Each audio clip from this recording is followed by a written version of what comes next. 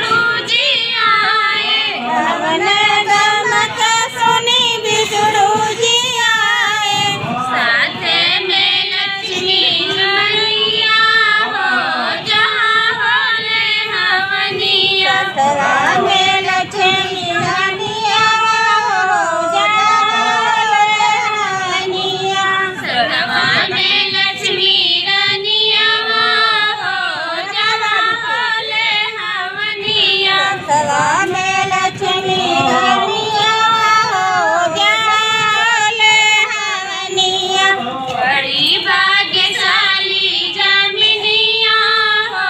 जहाँ होले हवनिया बड़ी भाग्यशाली जमिनिया हो जाले हवनिया बड़ी भाग्यशाली जमिनिया हो जहाँ होले हवनिया भाग्यशाली जमिनिया हो जाले हवने महात्मा शंकर जी आए